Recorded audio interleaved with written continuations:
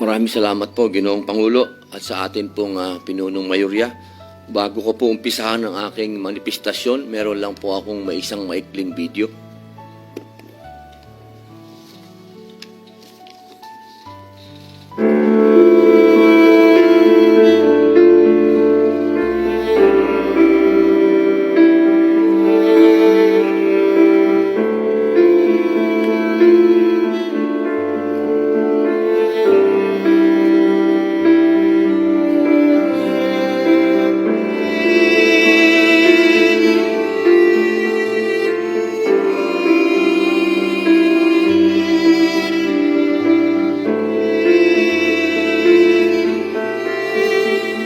Today, acting on an arrest warrant issued by the International Criminal Court. Now, the ICC alleges Duterte committed crimes against humanity in his brutal crackdown on drugs that killed. I have seen him, and he's okay, but he's so thin, skin and bones. Former president's team sought an indefinite suspension, stating that Duterte is supposedly not fit to stand trial.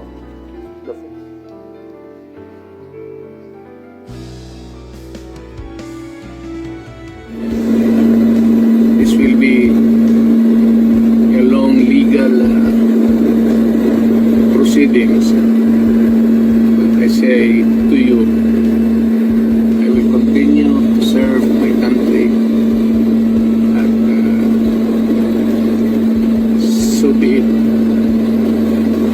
Kung ganun lang. This is Telugu. Salamat.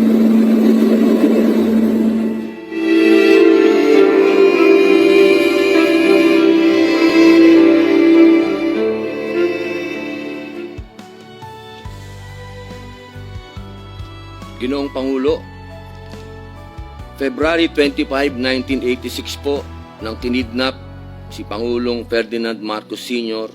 mula sa Pilipinas patungong Hawaii. Kasabay po ito ng People Power. September 7 po, 1993, nailipad ang katawan ni Ferdinand Marcos Sr. mula sa Hawaii papuntang Pilipinas. November 18 po, 2016, sa isang pribadong seremonya, inilabas ang labi ni Ferdinand Marcos Sr. mula sa Ilocos Norte, dinala sa libingan ng mga bayani sa Taguig, Metro Manila, at doon po siya inilibing. Kapag binilang po ang mga taon, magmula po noong 1986, papuntang 1993 kung saan po siya ibinalik, sa Ilocos Norte, 7 taon po yun, 7 buwan. At noong naman siya po ay nailibing, 2 taon, 23 taon. Ang suma total po, ang ating pong kababayan, ang Pilipinas po ay naghinagpis ng mahigit na 30 taon.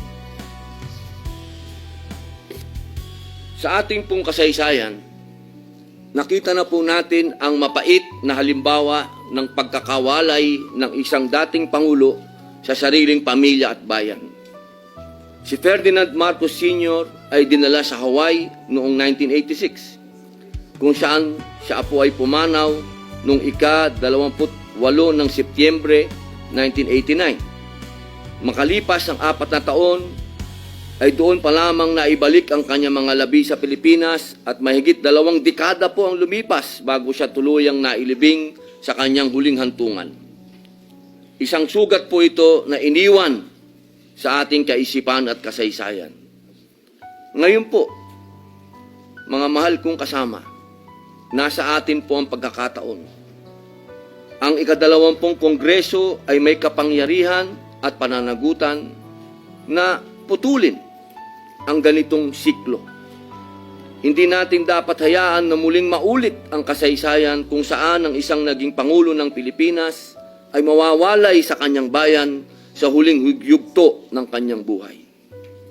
Ginoong Pangulo, ang pagbabalik po kay dating Pangulong Duterte ay hindi maituturing na isang simpleng usapin. Siya ay nagsilbi bilang ika-16 na Pangulo ng Republika, na halal ng mahigit ng 16 na milyong Pilipino at nagdala ng mga patakarang nagmarka hindi lamang sa ating politika, kundi sa mismong pang-araw-araw na buhay ng ating mga kababayan. Maaari po, magkakaiba tayo ng pananaw tungkol sa kanyang mga pulisiya, lalo na po sa kanyang kampanya laban sa illegal na droga at sa kanyang estilo ng pamamahala. He ruled with an iron fist, ika nga. Ngunit, hindi matatawaran ng katotohanan siya ay naging halal na Pangulo, pinili ng taong bayan, at nanungkulan ayon sa ating konstitusyon. Kung meron mang pananagutan, dapat itong harapin dito mismo sa ating sariling bayan, sa ilalim ng ating batas, at hindi sa hukuman ng mga banyaga. Ito ay usapin ng katarungan at kasarinlan. Hindi ba po dapat nararapat lamang na sa sarili niyang bayan siya humarap sa anumang akusasyon, usapin o paglilitis? Sapagkat kung sa ibang bansa siya mapipilitang manatili, hindi ba't para nating ipinahihiwatig na kulang ang ating sistemang panghukuman, na hindi na ito kayang papanagutin o ipagtanggol maging ang isa sa pinakamataas na pinuno ng Republika?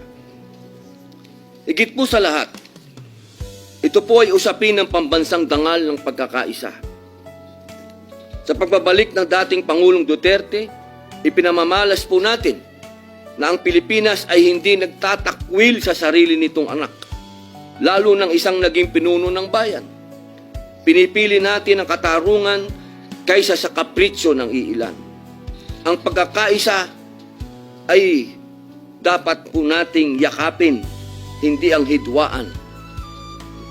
Huwag nating kalimutan ang matinding sigalot na pinagdaanan ng isang pamilya upang maiuwi ang kanilang ama. Ang mga kapaitan ng nakaraan ay sapat na pong aral. Tungkulin nating piliin ang pagkakasundo at paggalang sa halip na muling balikan ang isang masaklap na karanasan. Kaya't nananawagan po ako sa ating kagalang-galang na kasamahan, bigyan natin ng agarang aksyon ang resolusyong ito. Senate Resolution number 18. Ipakita po natin na ang Kongresong handang magpatunay na tayo ay magbubukas ng bagong landas tungo sa mas nagkakaisang kinabukasan.